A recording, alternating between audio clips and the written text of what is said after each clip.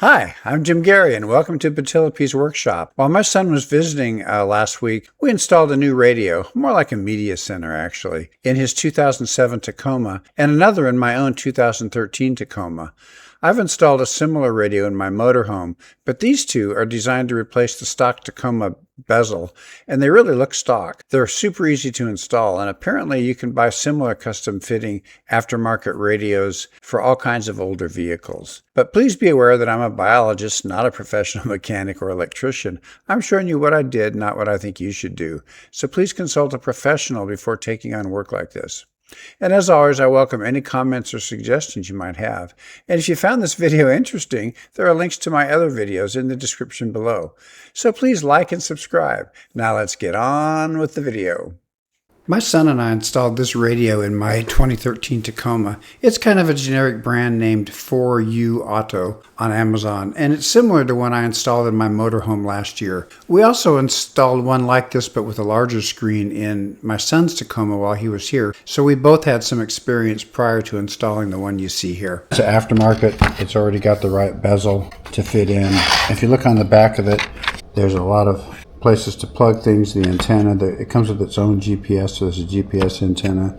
The power goes in here, so there's 1, 2, 3, 4, 5, 6, 7, and the antenna, 8 things you can plug into it. This is the GPS antenna here. They give you a pry bar. Now, since the Toyota Tacomas have CAN bus, at least mine does, the only wire here you're actually going to use is the microphone wire. These are for if you don't have CAN bus, so these are video in, video out, and all that kind of stuff. Here's the CAN bus adapter right here, and what you do is you just plug in all these that fit, and once you take the old radio out, this is the video in from the backup camera. This is just a USB port, another USB port, and this is for the backup camera. This is the extension cord for it, and here's the actual backup camera, and it comes with double stick tape to mount it on the back, or you can screw it in. It's got screw holes. These yellow clips go on these points here and allow that radio to clip in. And as for instructions, it's got not a step-by-step how to put it in, but it shows you all the accessory wire connections here. It shows you how to contact them for technical support here. Here's how to do the plug in different things. Here's how to connect the camera. This is the backup camera. And then they've got this installation guide. Again, it just shows you what all the pins do, but basically you just have to find the connectors that match after you take out your old radio. And here it kind of specifically tells you what to plug where. And here's how to connect the reversing camera. This is for no CAN bus, and this is for if it comes with a CAN bus, and mine does come with a CAN bus. And you do have to bridge one of the wires from the backup here over to a specific wire. I may not install this because my Tacoma already has a backup camera, but this would be bigger because the one on there is just a little section of the mirror becomes the screen. And then it comes with a user manual that tells you how to go through the whole thing. So this just pulls out, and there's a couple of plugs. Just lets you get at the radio itself. So that just goes right back in later. So there's those 4 screws I've got to take out, so I'll go do that. So these are 10mm screws.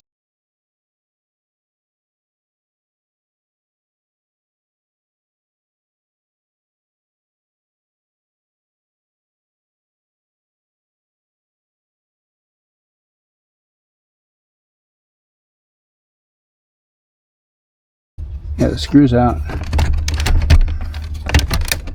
Those clips are holding it in there, as I recall. Yep, I think I got it loose.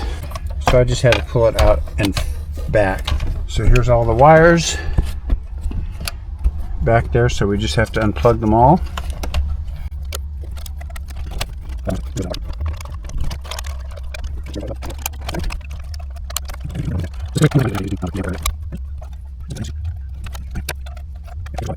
So here's the old radio, and just so you can see, this knob had kind of broken, and you could still adjust the volume, but none of these buttons worked at all. So I still had my phone hooked up to it with Bluetooth, so I could still run stuff from my phone into it, but nobody else could connect their phone to it. So this is out. So the next thing we have to do is remove this out and transfer it to the new radio. There's a clip on the end you have to release here.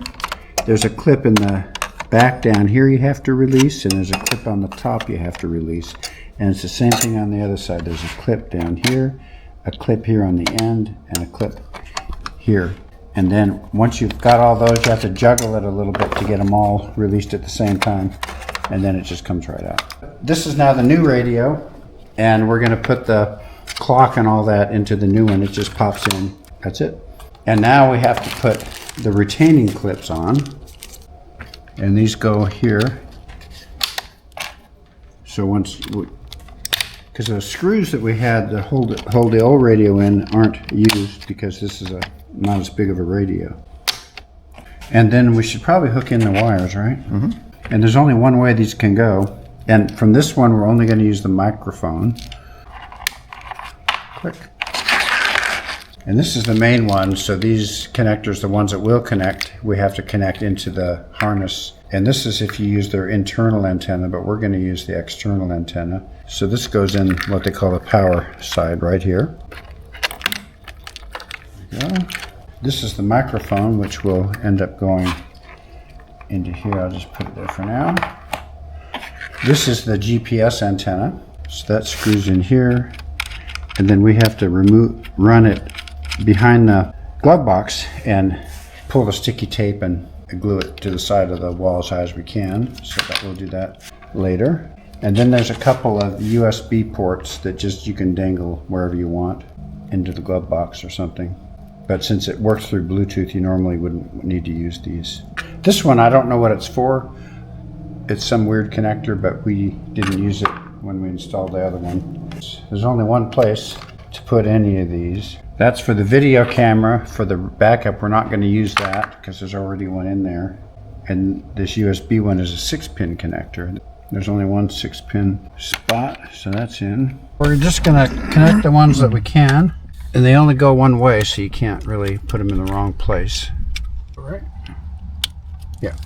So we got that one in. And this has big pins on it, and this connector here has big pins on it. So these probably go together. Yep. And this blue one has big pins, so it looks like it goes into this. It has to go this way. There it goes. So that's in. The antenna on this truck isn't a regular coax type plug. It's this. They gave us this. This is a 4-pin connector, and there's what connects to the antenna. So we think what we have to do is, it had 2 USB ports. One of them is in a 4-pin connector, and that's the only 4-pin connector. So we're going to remove that. So this is one of the USB cables. We still have one here on the 6-pin connector, so we're good there. I think this has to go in there, so we'll try it and see. And then we'll connect that to the antenna. I think connects into here. There it goes. That fits this. Oh, maybe that. We'll just hook them all up and see what happens. So that's in. And so I'll plug this in there. So we've got a couple of blank spots. One of them is this. This is if you use the reverse camera, but we're not going to. So that would go into 10-pin connector. So that would go here, in there, but we don't need to use it. I guess I could put it in there though, just so it's there. Because my grandson is getting this truck eventually, and he might or might not want to add like a backup camera. So that's it. So there's just one blank spot, and according to the manual, that's an 8-pin connector. And I'm not seeing an 8-pin connector, but we'll just try it and see. You don't have the GPS antenna run. We got to run that, stick it to the sidewall. So to do that, we have to move the glove box and squeeze the sides, yep. And that lifts off. There you go. I'm guessing it's supposed to lower your glove box door smoothly. Oops. There it is up there, up on top, behind that white box.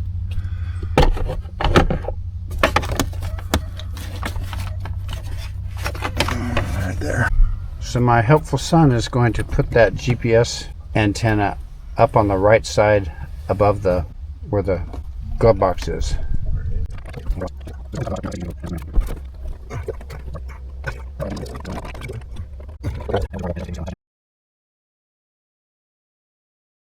I think if you just pull the slack up through, I'll make sure it's rooted in a good area. Yeah, very good. I think that's good.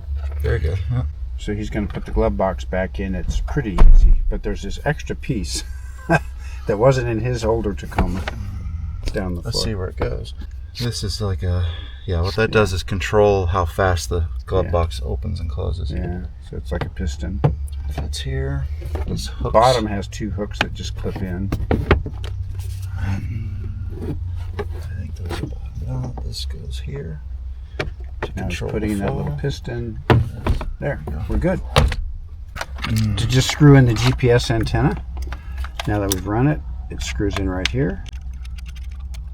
Clip that goes in here we've got to find. So that just goes to the clock. Yeah, matches the color. Yep, that's it. So we think this is the last one. This runs the clock.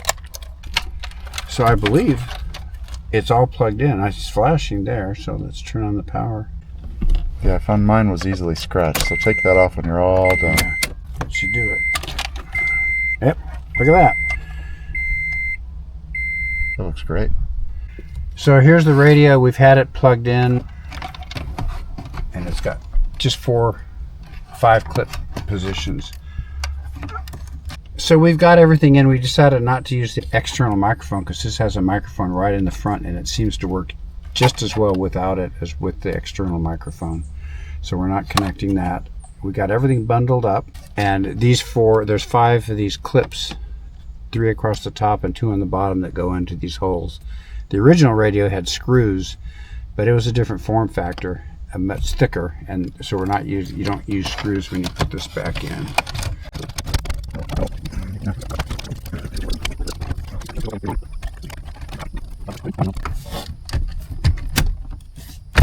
Now it's in. Okay, that's the way it's going to look. So here's the control for the AC and all that. 2 plugs we have to put in. One goes here, and one goes here.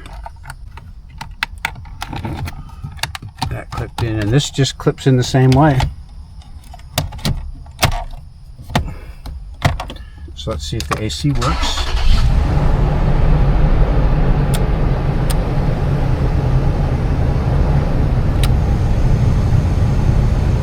It's working. So what we did is we just connected this via Bluetooth to my phone. I have an Android phone, but it works with Apple CarPlay as well. And we checked the phone, we checked for Google Maps as well, and it all came up on here. So along the bottom, second app from the left, on the stereo. Maps. So we have to connect to Bluetooth. It says wireless Android Auto is available. So we've already linked this to the phone with the Bluetooth setting, and now and I had Android Auto running, so now that's coming right from my phone. If I choose to make a phone call, it shows up there, and these are my favorites. So it works, and we tested the phone, it works great, so I think this is what we wanted to do. All done. As you can see in the video, it's pretty easy to replace that radio, and what you get is so much more than the original that I really needed to call it a media center rather than a radio because it did so much more. And be aware that the device does operate under the Android operating system. The only functions I tested were the Android Auto or Apple CarPlay feature that displays Google Maps onto the dash screen from the phone, and the phone calls are routed through the media center as well. That all worked perfectly. I also checked that the AM/FM radio works well, which it did. And I didn't test the feature where everything on your phone is mirrored to the media center screen, nor did I test the onboard GPS system that allows you to navigate independently of the phone. Another feature is to directly connect to Wi-Fi, usually using your phone as the Wi-Fi source. But my phone plan doesn't allow that, so I couldn't test it. And there's a number of Android apps on the device that would utilize that Wi-Fi. So anyway, thanks for watching. If you enjoyed this video, please like and subscribe. Similar videos of mine are linked in the description below. Bye.